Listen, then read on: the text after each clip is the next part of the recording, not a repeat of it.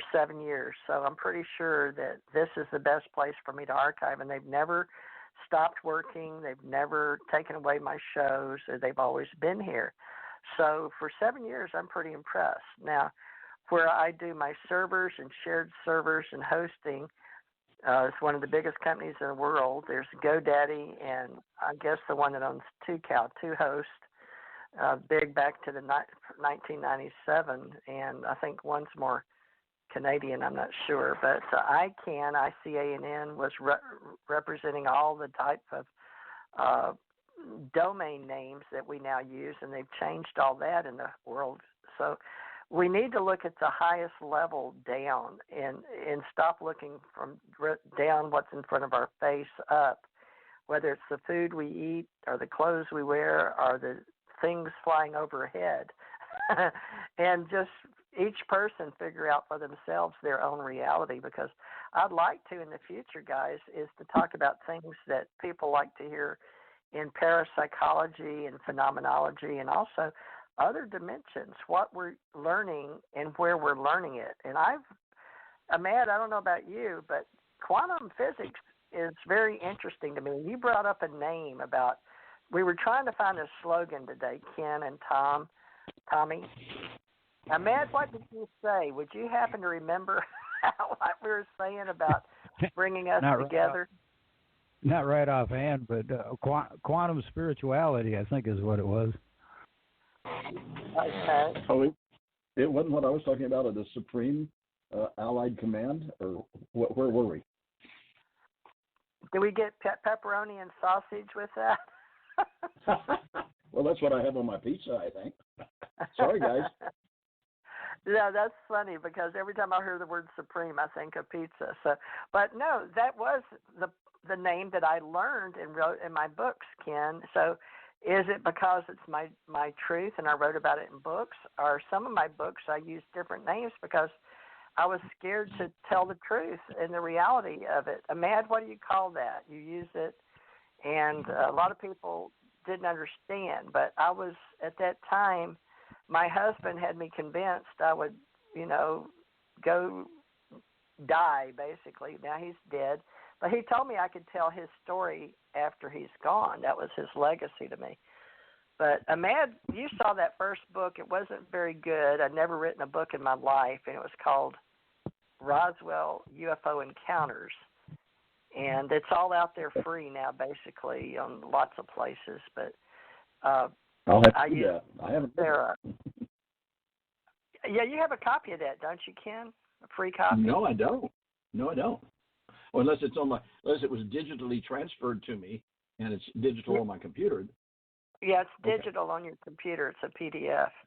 And Tommy, Tommy, did you ever get that? If not, I'll send you a copy. But that was me and being Sarah with Tom underground at Dulce, I guess you'd say, because we drove for hours. And we went to El Paso, which I wanted to discuss with Bruce Cornett to see if he knows of anything like these things. But I would like to compare notes of people that have physically maybe been involved, and let's start putting the pieces together, regardless of their history elsewhere. But Dr. Bruce Maccabee is our national ACO UFO association, and we've got ACO Association separate from UFO Association. I can tell you through 7 years of working with Tommy and Janet how I wound up with so many different websites and different topics. And the reason was folk life and myth versus history and what is fact. And then I'm an investigator and a journalist type, but they didn't have my background. And Tommy worked in communications, not for ATT, but it was Bell South, wasn't it, Tommy? You were in communications? Well, I work for Bell Atlantic, wasn't Bell South. But you retired or close to that. You had communication skills. I worked for them 20 years. Wow, that's a long time. And I did illegal things for them, which they were doing, which I can say now, but they threatened my job, and they could put me in jail if I said anything about it at the time. Wow. Because I don't know. Do you remember the old days when they say, "Oh, somebody's tapping my phone"? Yeah. People used to test it. Well, the policy of AT&T and Bell Atlantic, we merged together. They weren't allowed to tell a person that, no matter what. They would say no. And basically, what I had to go out and make sure that it was, because the only way they could actually tap a phone in those days, they actually had to go into the main boxes you see on the street, in the corner, and places like that, and put a wire from there to their line and then run it back to them. That's how they did a phone tap. But people weren't allowed to be told that because they only put it on people that were they had ideas of some kind of weird situations. But then they had this underground base, which I was put in because I was disabled for a while. And it was a machine that I had. It was like a giant computer screen with a typewriter. And you type a person's phone number in there, and you can listen in on it any time. And they don't know it. Then you can monitor, which is why they used it, to go in a person's house and see how many phones they had. Because in those days, you had to pay per phone that you had in your house. They would say, oh, he's got 5 phones. And they would send an investigator out to the house. But, I mean, the machine was kind of totally illegal because it says under the policy that they can't monitor or track or anything. But they did. And they just went down every phone. They had the computer go down every phone number and track and trace people's phones. And that was then. And, I mean, I'm talking a long time ago. So, yeah, technology has changed. Now they can just monitor a cell phone in the air. They don't have to go and do anything specific to the phone line or anything like that anymore. But yeah, the phone company has. Yeah, ahead, they sorry. also used to. No, that's okay. I'm sorry to interrupt. On ours, right after we really got down to the Johnson Space Center and back in the middle 1960s, if you unscrewed your home phone and everything, looked down underneath the speaker, you could probably find a thing about the size of a dime or a quarter, maybe a quarter, not quite that big, which was a transmitter who would transmit everything you were saying to another location where they were listening to you. Well, I just want to throw this in. You might get a laugh out of it. I was in school with a friend of mine who was a genius, and he said his father worked for the high end of the phone company. So he says, well, I got a machine. He could dial somebody's phone number and send voltage back to that phone, and it would burn the phone out. And I didn't believe him. I said, I don't believe that. Yeah, the phone only works on 12 volts and 24 when it's ringing. I mean, it's easy to screw one up. It goes up to 84, basically, when it's actually the high voltage, because it shocks you. I got shocked thousands of times. I fell against the terminal. Yeah, I worked hit the main line for a few years, and that's what I did was make phone circuits. They had the bell, which they eliminated the wire, the transformer for the bell, because the light for the Princess phone, which was burning down a lot of houses, so they had to remove that. But I was just going to throw this thing in. I didn't believe my friend, and basically, when he said, I'll prove it to you, and the next day, no, just let me throw this. The last 2 seconds, we were in class, and the teacher came in. He goes, you won't believe what happened to me last night. I went to go for my grab my phone, and it just started burning up. I mean, I couldn't stop laughing.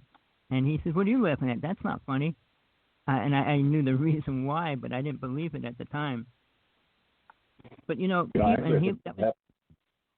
that was a person with his own private invention. So, I mean, there's a lot of scientists that are working undercover for themselves as well as working for the government.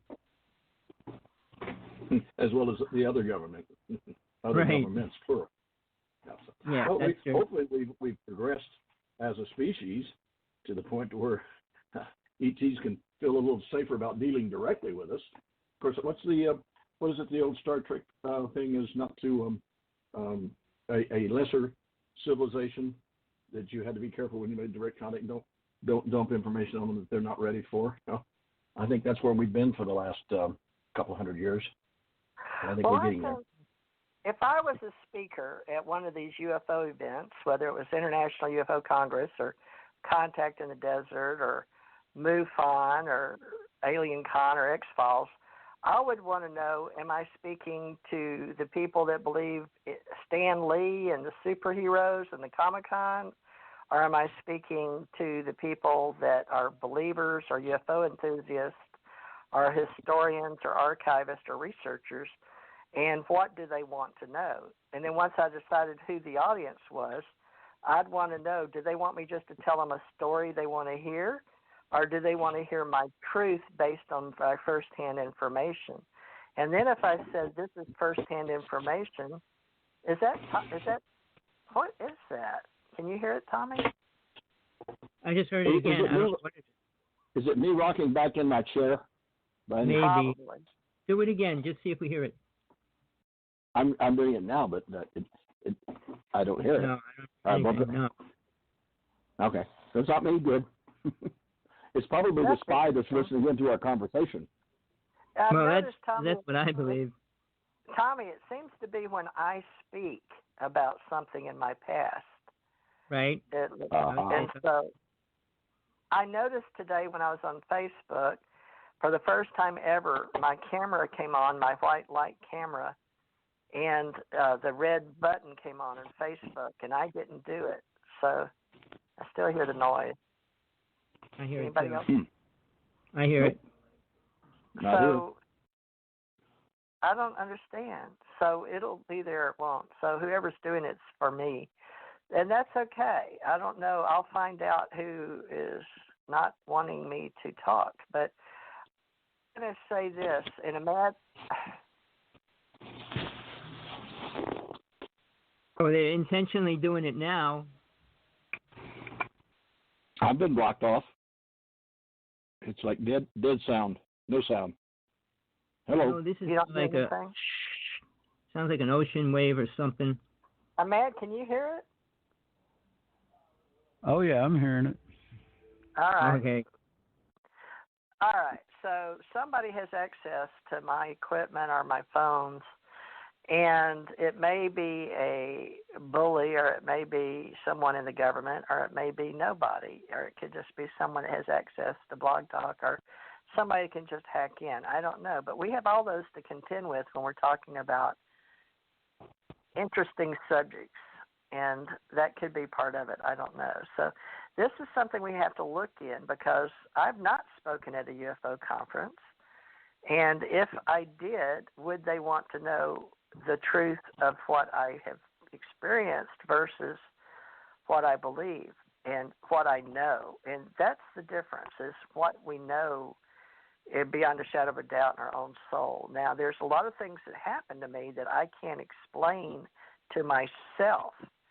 So this is the part of the dimensions I'd like to talk about in the future. There's some really good topics, and we think we're getting into quantum spirituality, and we don't know that those two words have been used together. So we know that we would like to address the soul level, or what you can take with you, whether it's your memories or your consciousness or whatever you call your soul. And we're going into this level, this next 5,000 years, or whatever you want to, if you want to use the Kali Yugas, I don't know how we're going to do timeline. But there's many religions that all believe there's good and bad in everything. So whether we do or not, you can just know there's balance in Mother Nature. And Mother Nature, we know now, is not exactly what we thought it was, just like our archaeology isn't exactly what we thought it was. And I'd like you all to find out what's the oldest rock or oldest piece of earth we can find out about. And who has it? 3.4 billion years old. Okay, where did you hear about that? On science papers. Okay, so I did too. I think I heard that on a television show.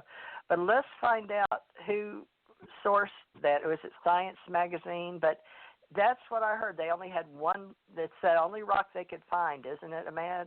It's the history or the scuttlebutt or the folklore. The thing about the Earth is it's always changing, and so there's the original rocks don't exist no more. One of the moon rocks they brought back, they believe, is a little over 5 billion years old, which makes it older than anything we've found on Earth so far. So you must be listening to the same YouTubes. But do you remember where you can cite that so other people can go research it for themselves? I could go find it, but I don't know. Not right offhand, I couldn't. I mean. Okay. But if you look up the moon rocks, you'll find it in in some of the writings it says,